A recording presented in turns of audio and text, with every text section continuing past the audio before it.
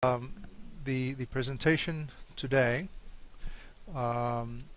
is related to the risk-based identification method that we have been using, and the purpose is I'll give you an overview of the rationale for the method and give you just a very practical, pragmatic perspective on how it works, and specifically focus on the integration issues with the research ethics boards as well. This is the link to our website. There's a lot more information about the material I'm presenting here at the website, in particular the knowledge base. We are continuously updating our knowledge base. So whenever you have a question, you can go and search for an article there that addresses your knowledge in the knowledge base that addresses it, and hopefully you'll find something. If you don't, please send me an email. We're continuously updating this with in response to questions that we get. So it's always helpful to hear back from consumers of this information. All right. So a little bit of background then. In our lab here at CHIA, we've been looking at or developing methods for measuring re-identification risk and de-identifying clinical data sets now for a few years, and a lot of what I'll talk about is based on that experience. And these data sets include national and provincial registries, physician practice data sets, hospital data sets, as well as demographics and socioeconomic status variable data sets in the census. We've done some risk assessment on the Canadian census as well. So we have a good amount of experience with dealing with this issue. In addition to measuring risk, we've developed a de-identification methodology. And I talk about de-identification methodology rather than de-identification techniques, because doing de-identification in practice is more than just the techniques, more than just the algorithms and the technical aspect of it to do the de-identification. It's really important to have a whole methodology around this for de-identification to be used in practice. So an initial important distinction to make is the different types of variables in a data set.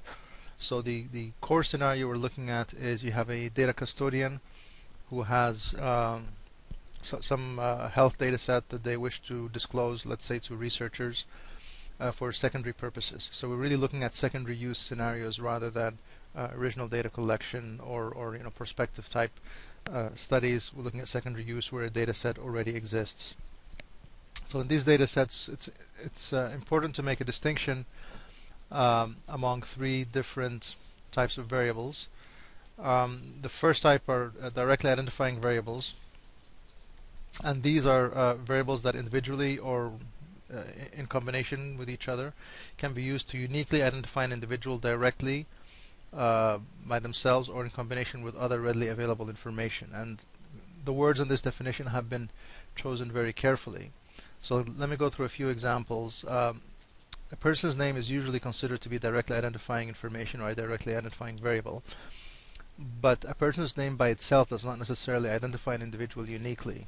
For example, there are more than 280 men called John Smith in Ontario. So if you have a data set with John Smith, it doesn't really tell you which John Smith you're talking about. The risk of identification there is quite low if you only have that name. However, by combining the name with another directly identifying variable, such as the phone number, then the individual can be identified uniquely. So directly identifying variables really are concerned with unique identification.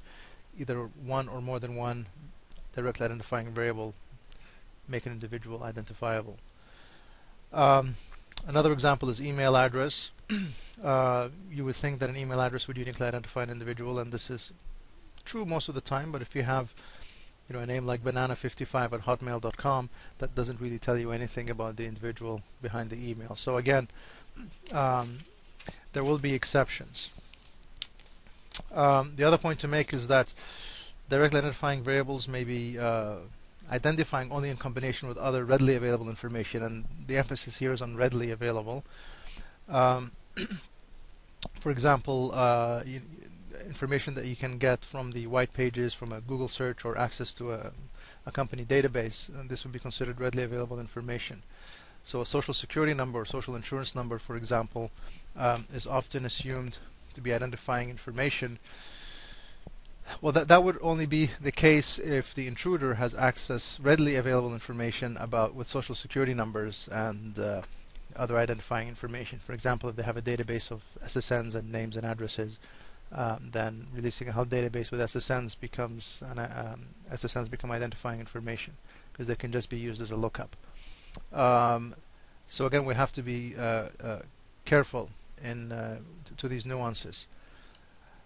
So whether a variable is directly identifying or not really will depend on the context, will depend on what other information an intruder will readily have available to them. And in general, we assume that if a number of records can make an individual unique, for example, you have a name that's quite unique in a data set, then we just generalize to all the records and say, well, name is an identifying variable. And so on. So that's how we define or categorize variables as identifying variables. This is an important distinction because the way you deal with them is different from the second type of variable in a data set, which are the indirectly identifying variables, or also called quasi-identifiers.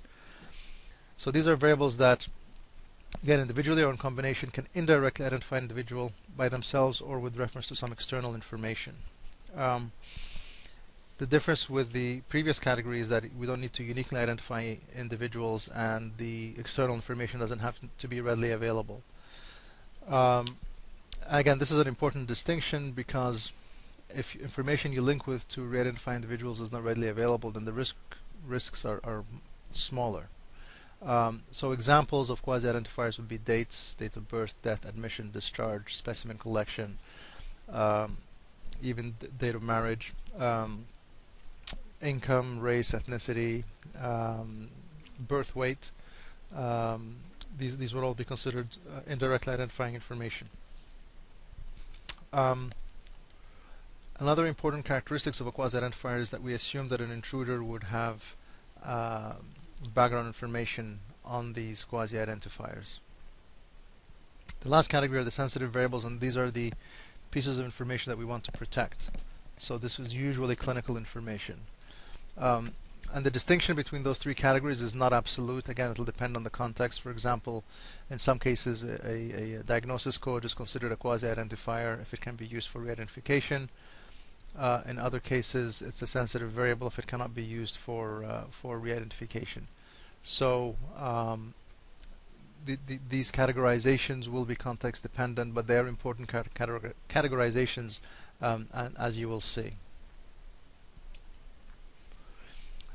So the first thing you would normally do is mask.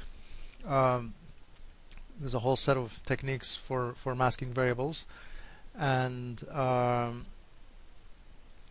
essentially focusing on the identifying variables only. So three common methods are suppression, pseudonymization, and randomization. Suppression may involve removing the identifying variables, so removing the names, removing the full address, removing the SSN, the OHIP card number, and so on from the data set.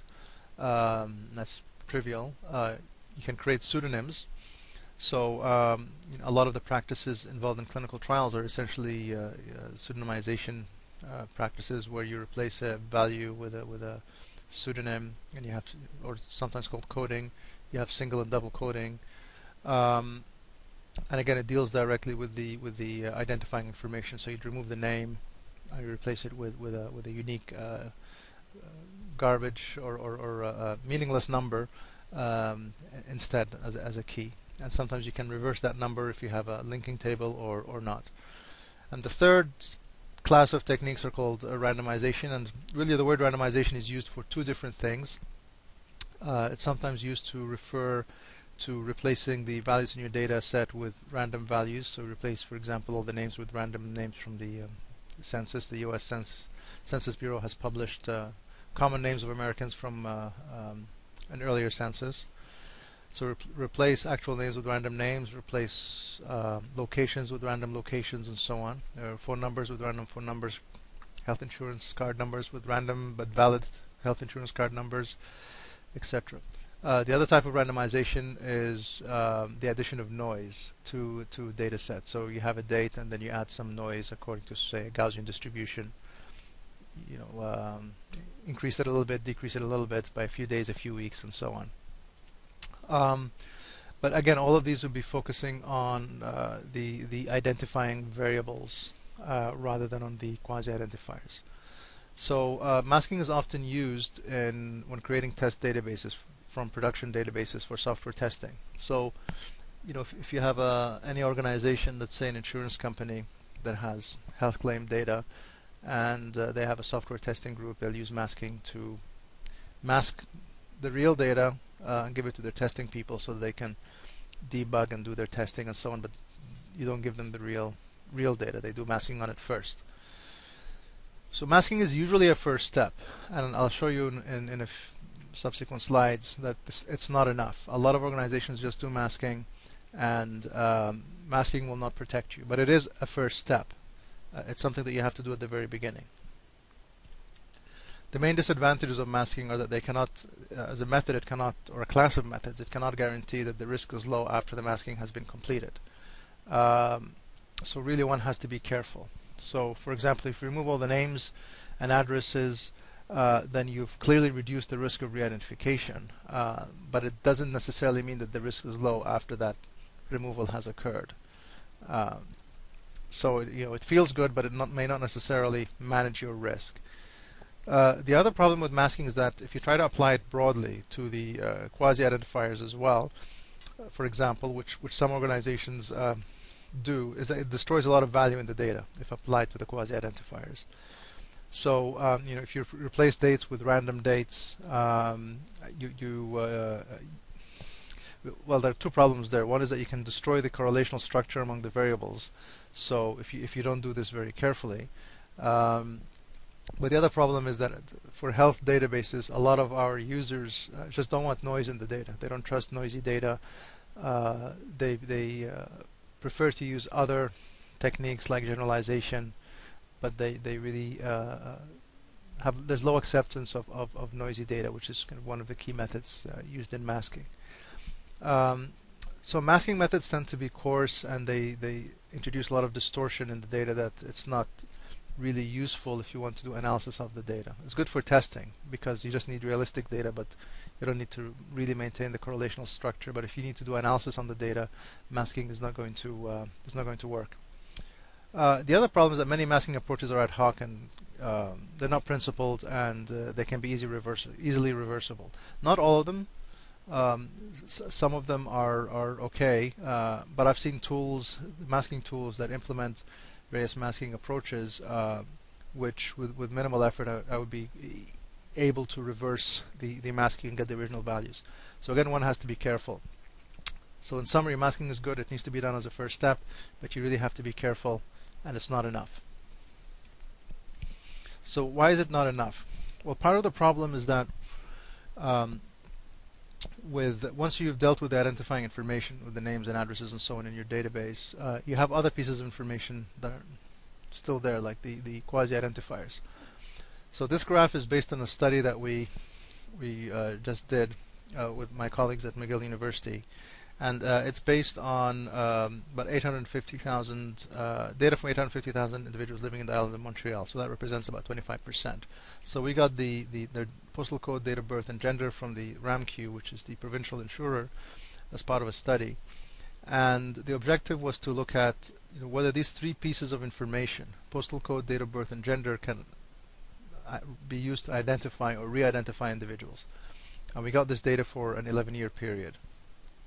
So the x-axis here, the number of characters in the postal code, 1 character to 6 characters, and the y-axis is uniqueness, which is essentially a measure of re-identification risk.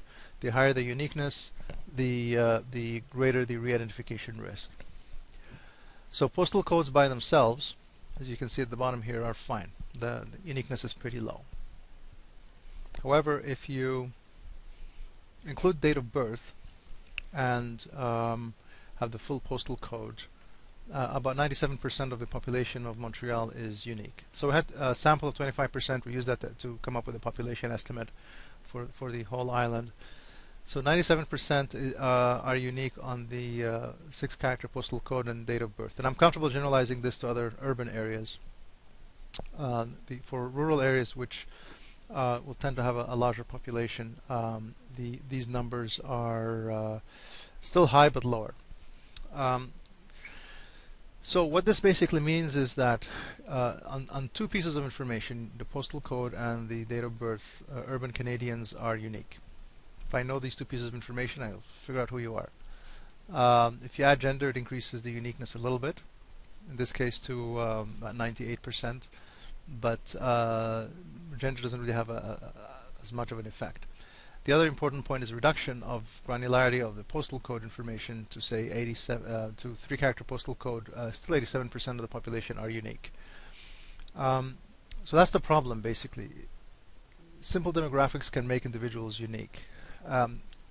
So for example, if we have a database and we are releasing that database, and the database has postal code and date of birth, I'm an intruder and I know my neighbor's date of birth and postal code, of course, because I live in the same postal code, then if I get access to that database and I find a record that matches, I will know with certainty, with almost 100% certainty, that this record belongs to my neighbor. And if that record contains other sensitive information, that I would discover all that sensitive information as well. So that's the problem, is that date of birth and postal code are generally known pieces of information, and if they are if an individual gets access to this database, a disclosed database, does a lookup, finds values that match somebody they know, then there would be a almost certain re-identification. Reducing the granularity also, I mean, of course, helps. So if we look at month and year only, then the 3-character postal code has a very low, with gender, has a very low, under 3% uniqueness. So in general, that would be considered acceptable. However, 6-character postal code and month and year, the risk is still high. 93% of the population are unique. The other interesting point to note is that for longitudinal data, if you let's say we have 3 years worth of data, the risk always increases. And by longitudinal, I mean we have the location information at the beginning of each year. And the problem there is that the patterns of movement are unique. So you live in location A, year 1, location B, year 2, location C, year 3. Very few people will have that pattern. And of course, the longer the period, the more unique the patterns become. But usually the biggest difference is, you'll see the biggest difference is between 1 and 2 years, 2 and 3 years, then it diminishes afterwards. But the point is that uniqueness will increase if we have longitudinal information or longitudinal location information. So the key point here is that quasi-identifiers can make you unique, and they can very easily be used for re-identification, because some of these quasi-identifiers are just generally known pieces of information. They're not secrets. They're very easy to find. Date of birth can be easily discovered by doing lookups in the PPSR, for example, which will contain information, from our experience, between 30 and 40% of the professional population. So we need to be, when we disclose data and we want to de-identify it, we need to be able to protect these quasi-identifiers. So now let me turn back and talk about how do you do this protection from a legal perspective. Well, privacy laws talk about personal versus non-personal information. It's binary, so the distinction is binary. And the problem there is that identifiability is a continuum. You have low identifiability, high, medium. We consider identifiability to be a number between 0 and 1. You can have any value between 0 and 1. So one way to reconcile these two different approaches, of course, is to define a threshold on this continuum. If your identifiability is above the threshold, then this is personal information. It means the risk is too high, it's too identifiable. And if the actual identifiability is below this threshold, then the risk is acceptable. This is non-personal information. So the question then comes down to how do you define these thresholds? In order to define these thresholds, you have to be able to measure identifiability. So I won't go into too much detail about how to measure identifiability. We'll maybe cover that in a subsequent presentation. The issue we'll talk about is how do you decide on an appropriate threshold on this continuum of identifiability. So again, as I mentioned, if we think of this as a value between 0 and 1, and in this chart we see a threshold of 0.2, which is a good default because there's a lot of precedent for it. If you reduce the threshold, it means you're accepting less identifiable information as being non-personal. You're being stricter about what's identifiable or not. So as you reduce the threshold, in order to meet that, make sure your data sets meet that reduced threshold, you have to de-identify more. So you have to distort the data more. So this is why in this chart it's red. As you decrease the threshold, it's a red zone because you're essentially distorting the data more to meet that threshold. And as you increase the threshold, it means that you're being more lenient, and if the identifiability value is higher, it's still considered not personal information. But in general, then it's a continuum. So now, if it's a continuum, let's look at defining specific points on this continuum, and this is very useful in a lot of situations when you're trying to position the kind of data set that you have. So here we would try to make to explain this using this FiveLevel model, and in practice we found this to be a very useful model for explaining things. So this is intended to be a descriptive model, and in my mind this describes current practice. So it's not intended to be prescriptive or anything like that. And as you move from level 1 to level 5, your risk of identification decreases. Right? You have more anonymous, more de-identified data sets. And the levels are cumulative, so as you move up, whatever de-identification you've applied for at a lower level is still applied as you move up to a higher level. And another important characteristic is that this is an ordinal scale, and it has the characteristics of an ordinal scale. So all we can say is level 2 data has less risk of identification than level 1 data. So at level 1, we're really talking about readily identifiable data. So this would be data that has direct identifiers in it and has quasi-identifiers in it. So this is the raw identifiable individual level data. So that's where we start from.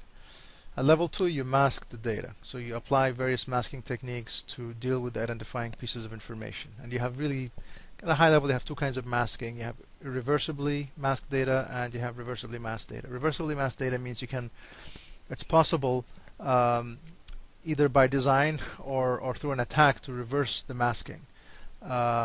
So an example would be coded data where you replace a name with a pseudonym.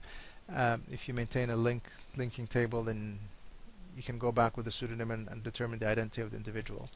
So that's a reversible masking by design, and in some situations that makes sense. In other situations, you create an irreversible mask, so it's not possible, or it's very difficult to reobtain the identity information again. The third level is what we call exposed data. So, and this is an important level because there's a lot of data out there that fits this characteristic, and it's masked data. The identifying variables have been dealt with. However, the de-identification or the manipulation that's been done to the quasi-identifiers is not verifiable. So, a good example, we'll see a lot of situations where postal code and date of birth need to be disclosed, and the custodian will say, well, we'll make it 5-character postal code and have month and year of birth. and that's enough. This is now the identified data. But as we saw in the previous graph, that the risk there is still quite high. So the reason it's exposed is because the custodian is not able to measure identifiability. He's not able to make any verifiable claims that this is that the risk is below some threshold. Basically, it's really experiential. It's trust me, we've always done this before. Everybody does it that way, type of approach. But it cannot be verified. And because it cannot be verified, because the risk is not measured, you really can't say anything about it except that the organization is exposing itself because it doesn't know what the risk is. So with managed data, which is the next level, you actually are measuring the risk of re-identification or identifiability risk, measuring identifiability, and you're able to make a statement based on evidence that the risk is above or below your threshold. And if it's below your threshold, then it's not personal information. If it's above your threshold, then it's personal information. So this is where we want to be. If you're going to be an organization that's managing risk, you need to be at that level, and you need to be able to make verifiable claims about identifiability compared to a specific threshold. And given the privacy legislation, I think with some exceptions in HIPAA, which has some prescriptive lists, but in general it's not very precise about where the threshold should be. So we need a way to come up, a rational way to come up with thresholds, and once you've done that and you're able to measure your identifiability, then you can say whether it's personal or not personal information. As an aside, well, not as an aside, but as a point to make about aggregate data, so aggregate data is tabular data, right? But it consists of counts, frequencies, or rates, but it doesn't include any quasi-identifiers. So, for example, if you have a table that shows that 25 people died from H1N1 pandemic influenza in November in central Canada, for example, that would be considered aggregate data because there's really no meaningful quasi-identifier there except maybe central Canada. So aggregate data is sufficiently high level with no or very, very little quasi-identifiers that it's obvious that the risk of identifiability is very low. Ideally, the correct definition would be no quasi-identifiers. If you start adding quasi-identifiers, for example, stratifying that table, so now you're saying, well, some of them were male, some of them were female, stratified by age, then it's no longer aggregate data. Then even if it's a table, right? You have individual level data or tabular data, this can still be identifiable. So once you start stratifying these counts by dates, by age, by location, then it's no longer aggregate data, and you need to jump down to level 4 and measure the risk and decide whether it's above or below your threshold. And again, this is, from a descriptive perspective, there are a lot of organizations that say, well, we're just releasing aggregate data, there's no issue, and you'll have counts that are stratified by age and so on, but there's no measurement of risk there, so it's not really aggregate data, and in that case it's either level 4 or even level 3 if they don't actually measure the risk. So the term is abused a little bit, but in this model, aggregate data would have no stratification by quasi-identifiers. The other important point to make is that all of the data from 1 to 5 is identifiable. It's just how hard it is to re-identify individuals. That's really the question. How much effort, how much money, how much time, what kind of skill set is required to re-identify the individuals. The risk of re-identification is never zero. Even for level 5 data, it's never zero. It may be very small because it'll take a huge amount of money, a very skilled person, a lot of effort, and so on to re-identify. So it's really a matter of resources that you throw at it, and whether it's plausible for somebody to throw that many resources on a re-identification attempt. That kind of progresses from level 1 to level 5. Okay, so now we've looked at the continuum. Let's consider now how do you do a risk assessment to decide what threshold you're going to use. This diagram is kind of a core of the methodology that we've developed for doing risk assessment, and this methodology did not come out, one day where we thought it was a good idea. We tried everything else. We tried many different things over a number of years, and through trial and error, we came up with something that worked. And by worked, I mean it solves the problem in an effective way. It's auditable. It provides an audit trail of decisions that were made. It's rational, and it's defensible. You can actually defend the decisions that are made based on it, and it's acceptable by the user community. So user community has been very receptive to this approach for deciding on a threshold. So we look at three dimensions: mitigating controls, invasion of privacy, and motives and capacity. And there are checklists for measuring those three things. They've been published, and I'd be happy to provide you with some of those checklists as well. They're all publicly available. So mitigating controls looks at the security and privacy practices at the data recipient. And the checklist was based on a review of best practices from the various large data custodians in Canada, as well as the large REBs in Canada. And the basic idea there is if the data recipient, the person you're giving your data to, has lousy practices in place, then they're high risk. And if this is a high risk transaction, then you need to manage that risk, basically. So this is why you have a negative relationship here. More mitigating controls, there's lower risk. Fewer mitigating controls, higher risk. The second dimension is the invasion of privacy.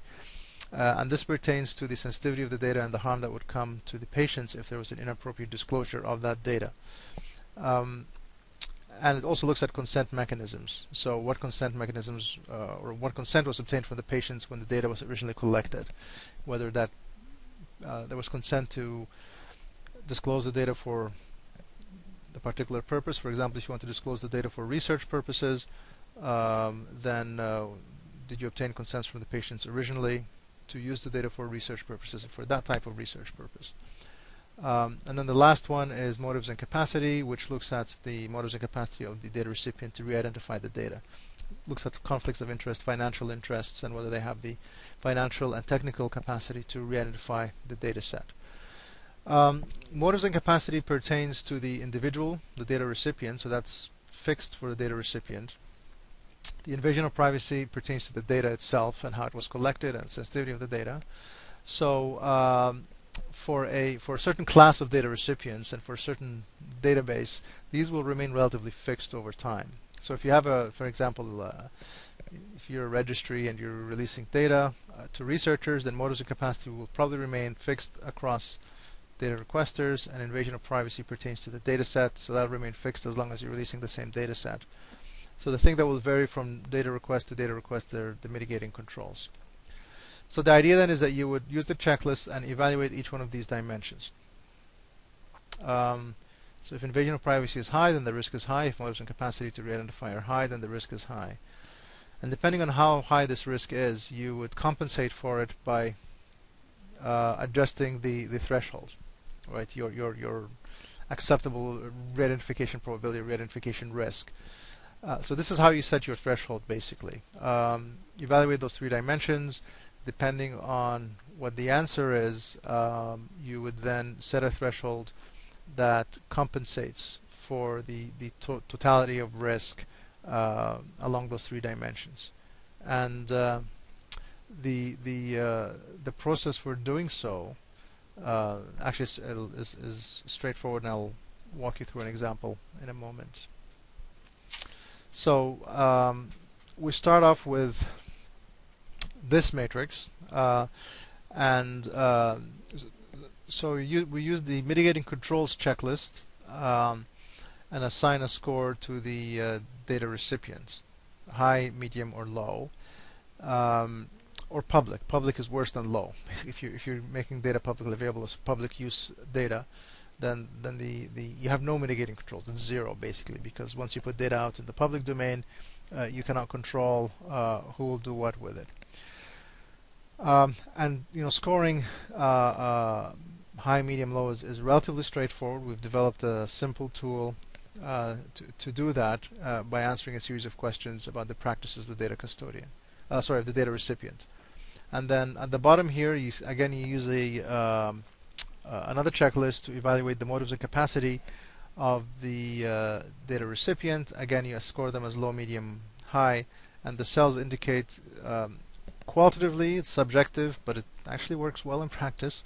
Look at the what are the chances that we'll attempt to re-identify the data set.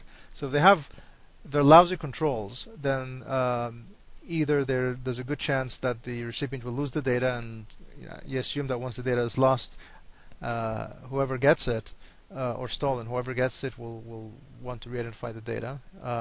It's a conservative assumption, but it's what you have to assume if you have no other information.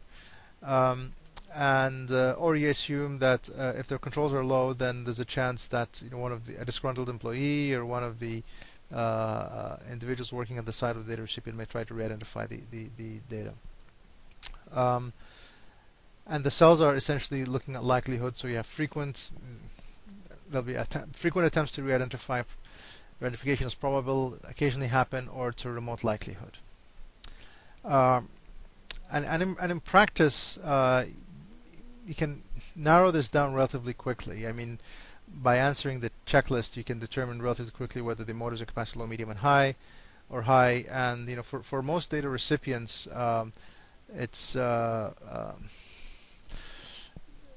it becomes evident after answering the first few items on the checklist whether the score will be low, medium, and high. Let's put it that way.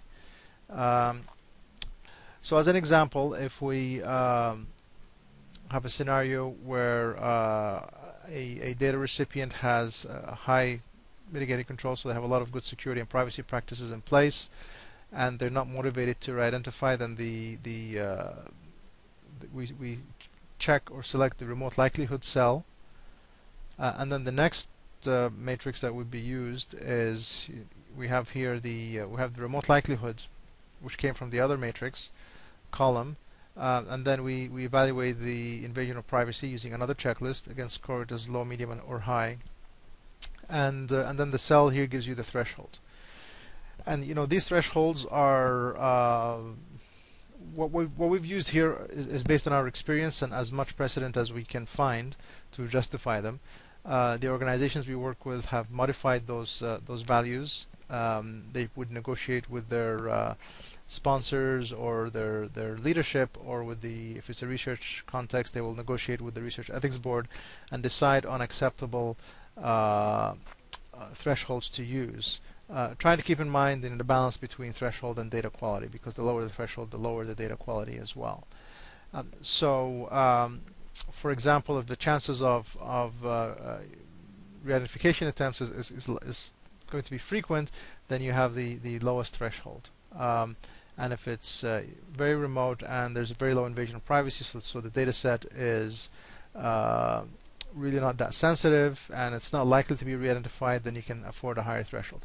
But again, it's important to emphasize that those values can be and have been modified by organizations that adopt this approach. They can start off with these suggested thresholds and then work with them, and maybe narrow it down. Even sometimes they don't need to have as many cells because they only use 2 values, because their world only has 2 possible scenarios, and so on. So the main point is this is qualitative for sure, but it does work in practice, and as I mentioned, it provides an audit trail of the decision of where do you draw the threshold. The other thing is there's nothing else out there, and this is something to be kept in mind, is that there are really no alternatives. There are no methods that have been proposed, no thresholds have been proposed, universal thresholds that have been proposed for deciding when information is personal and not personal. So, but our experience is that this approach has been acceptable in the community so far. All right. So now we have a way to choose to define a threshold to decide whether information is personal or not. The next question is how do you integrate this with the research ethics board? How does this reconcile with the functions of the research ethics boards in a research context? What sometimes happens is, this is partially as a function of the first version of the TCPS in Canada, is that the research ethics boards do not have to review protocols that use de-identified data. I don't know if this will be changed in the new version of TCPS or not, but how this has been translated into practice is some REBs don't even review protocols where the investigator self-claims that the data set is de-identified. So there's a checklist, and in the form with the checkbox, there's a form with a checkbox that says, is this data set de-identified? And if that's checked, then the REB doesn't even approve it, or doesn't even review it. It becomes a non-reviewable protocol, not part of the REB's business. That's problematic because that provides a big loophole for protocols that self-claim to be de-identified are not to receive any oversight from an REB. And as I showed you before, you have this level 3 exposed data where it's easy to self-claim and believe that a data set is de-identified when in fact, without measuring the risk, you really have no idea whether it's the risk is high or low and what threshold you're using. I mean, it doesn't make sense to say acceptable or not acceptable risk when you don't even know what the threshold you're using is. The other problem, of course, with this approach is that the investigator has an inherent conflict of interest when making self-declarations of identifiability. And the other, not related to privacy issue, is that there may be other ethical considerations beyond just privacy. For example, group harms that come into play. Even if the data is de-identified, there may be group harm issues, so the REB should really review these protocols even if they are de-identified. So in general, in order to exercise responsible risk management, it seems that REBs need to review protocols even if the investigator self-claims that they are de-identified. Or the alternative is the REB gets some other evidence that the data set is truly de-identified. Then they don't have to review it according to the TCPS. So let's say that the REB is going to require evidence that a data set is de-identified in order to not do a review or do a minimal review looking at these ethical questions. Who should do these re-identification risk assessments? From our experience, the REB should not do it. A lot of REBs are already quite busy. They're often under-resourced, and they don't have privacy. Not all of them have privacy expertise available. Therefore, a data access committee would be created that would do this kind of assessment prior to going to the REB. They would provide the result of their assessment that would go as a submission to the REB with the other protocol information. So this document was essentially a certificate which has some risk assessment results that says here's a threshold that we've used, here's why we've used it, and we certify that identifiability is below the threshold, therefore this is the identified information, and then the REB can assume that the privacy issue has been dealt with. They can look at the ethical questions with the protocol, if any. So here's a diagram showing the workflow of how this would occur, and we've implemented this. I mean, in a couple of sites, and it works very well. And I'll talk a little bit about the benefits for this. So, to start off with, the researcher would submit a protocol to some scientific review committee, and then that scientific review would go to the research ethics board. So that's kind of standard practice. The scientific review may come through a funding agency, or may belong to be part of the institutional process within the academics, the researcher's institution. And then the researcher would submit the protocol and a data checklist to a data access committee. So data checklist would be a standard form with all the data elements in the database in it. So you have all the fields. Some checklists can be quite informative with information about missingness in them as well, which is helpful for the researchers. So this variable has so much missingness, so the researcher can take that into account in deciding whether they really want to request that data or not. But essentially, the form would include would allow the researcher to checkbox every field that they want, the variables that they want to request from that data set. The data access committee then would do a risk assessment on the data. They would need to have access to the actual data set, to the original PHI, and use some tools, either available or implement their own tools to perform a risk assessment. So this involves two elements really. One is to measure the risk in the data, and the other one is to decide on an appropriate threshold. Then you compare the threshold to the measure and decide personal information, not personal information. If it's not personal information, then it would go to the research ethics board with some kind of certificate saying this is not personal information, we've done our risk assessment. And if it's personal information, then you have this loop here of negotiation between the researcher and the data access committee. So the data access committee would go back to the researcher and say, this is personal information. Do you really need all of these variables? Do you really need all of these variables at that level of precision? Do you really need full dates of birth, or do you need month or year of birth, or maybe even 5-year age intervals? And when we've done this, it's often the case that researchers will, once they think this through, they will come back and say, well, I don't really need that much precision because I was going to, for example, convert my date of birth to 5-year age intervals anyway. So that process works well. In some cases, I'll give you an example where the postal code is requested for the sole purpose of using the statistics count of PCCF or PCCF Plus to link with the socioeconomic status profiles, so you can link CES with your data set. And you really can't do that without the postal code. And the postal code is really makes identifiability very high. So in those cases, you can't remove postal code, you can't reduce the precision of postal code. So the data access committee may do the linking itself, or ask the database administrator to do the linking with StatScan data itself, and then remove the postal code completely.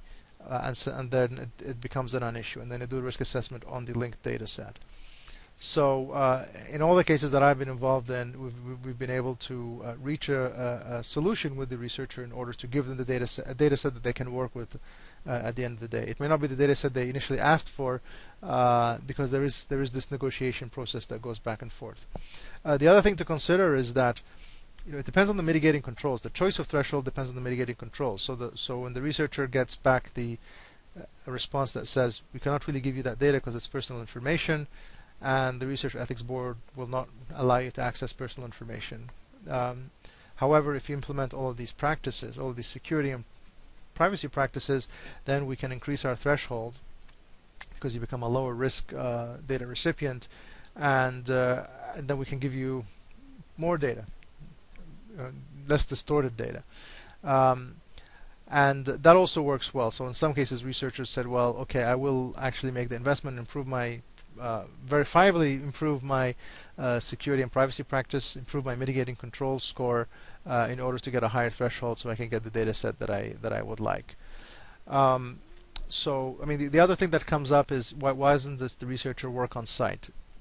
Sometimes that's possible. In a lot of cases, for practical purposes, it's not possible. The researchers want the data. They want the data to be disclosed to them, take it back to their research environment, run their own tools on them, and have their research assistants and their students work with them on the analysis of the data. So in practice, disclosing data and providing individual level data to researchers is still always going to be the preferred method for doing this. So going on site and working in a secure environment is kind of the last resort because of the amount of inconvenience that entails.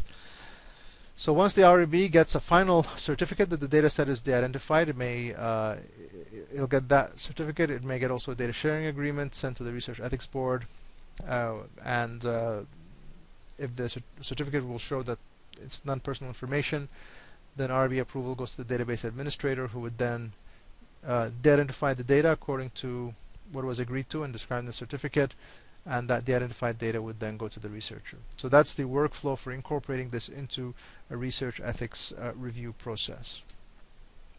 So then in general, what have we learned from implementing this kind of approach? Well, first of all, it provides an incentive for the data requester to improve their security and privacy practices. And this is quite important because it's explicit the rules of the game are explicit, and the researcher knows what the trade-offs are. Or the data recipient in general, or requester in general, will know what the rules of the game are with respect to the trade-offs that need to be made. They understand that the threshold has to be defined. They understand that there's a measure. It's an objective measure. It's not subjective. It's more difficult to have personal judgment interfering when you're measuring identifiability objectively. So the rules of the game are clear, and it provides a good basis for negotiation, and it has in some cases resulted in improvement in practices on the requester's side.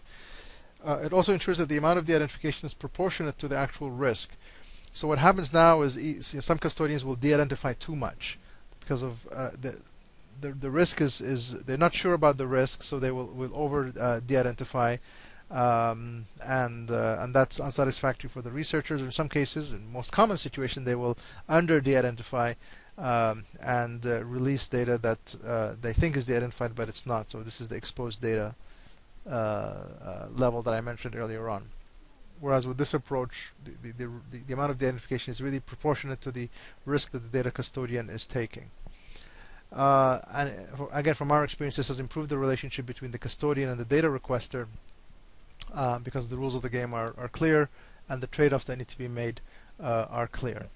So there are a couple of articles that describe this in a little bit more detail.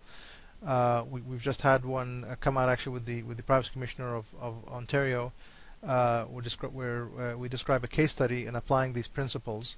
And from the Commissioner's perspective, she thinks that this is a reasonable approach to follow for risk management. So, like I said, we've tried not everything else, but we've tried a lot of other things that didn't work.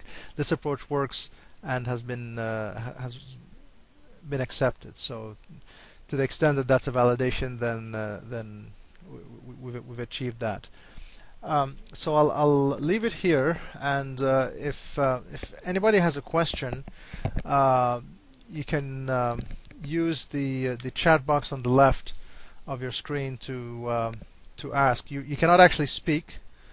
You cannot ask questions. All of these participants are muted. But if you type in a question, then I would be able to take it and read it here and answer it.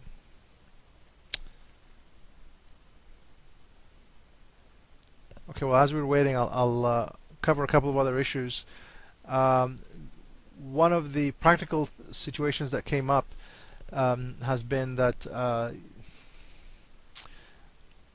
when we go back to this workflow, the risk assessment is based on the researcher themselves. But in some cases, the institutions that the researchers work for forbids the researchers from signing any data sharing agreements by themselves. These are institutional responsibilities rather than individual researcher responsibilities. So in that case, then the risk assessment is done at the institutional level rather than at the individual researcher level. So you look at the security and privacy practices at the institution.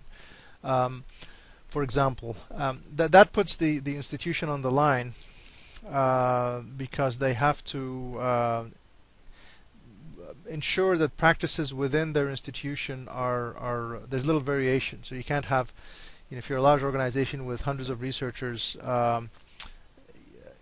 you really have to ensure that all these researchers follow the same practices that are used for the risk assessments. And if not, then you basically jump down to the lowest common denominator. But the model works well even if researchers are not the individuals who participate per se in the risk assessment. It's the institution that they work for that is representing them. So here we have a couple of questions. One question is about a copy of the presentation. So as soon as we prepare the recording and the video, we'll provide a copy of the presentation as well as a couple of reference materials, and they will be on the same page as the registration. The video will be there as well as the registration page for the webinar, and we'll send you an email informing you of that. So you'll get copies of everything, and we'll do it as fast as possible. Hopefully in the next couple of days that material will be made available.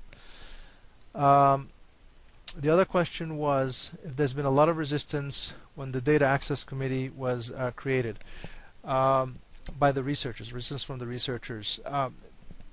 It depends how it's done. The immediate reaction when we say, well, we're going to create another data access committee, the immediate reaction is, oh, another level of bureaucracy is going to slow us down. This is terrible. You privacy people are making our life even more difficult. However, this has to be done very carefully. First of all, the data access committee, maybe it's a bad name. The way we've operationalized this is the researcher works with an individual. Let's call that individual a privacy officer. And this privacy officer deals with the researcher directly. There are no committee meetings, so it's not a committee that meets once a month and makes decisions. There are individuals, and each privacy officer is paired with a researcher, and they work together, and they do a risk assessment together, and then this privacy officer will produce a certificate and give it to the researcher for submission to the REB at the end.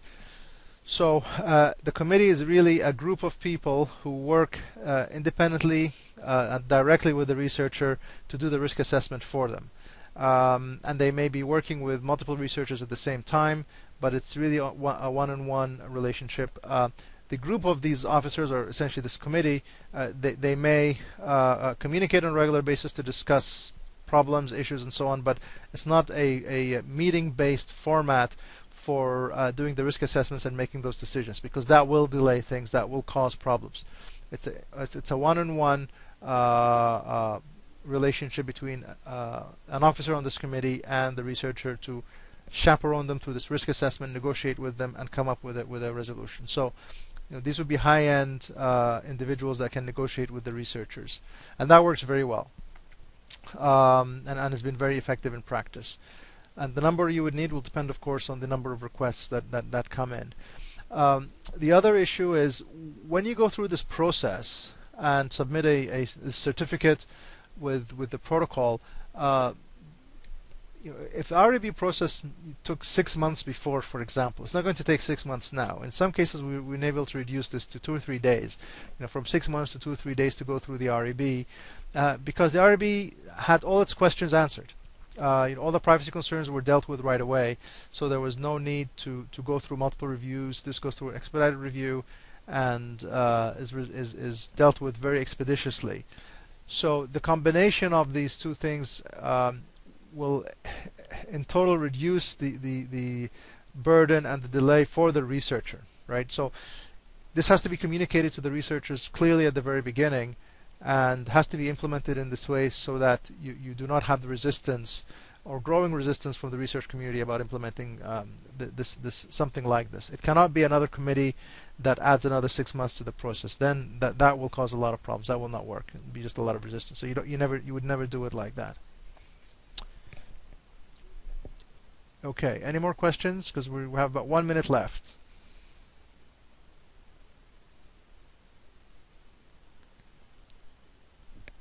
Okay, I think.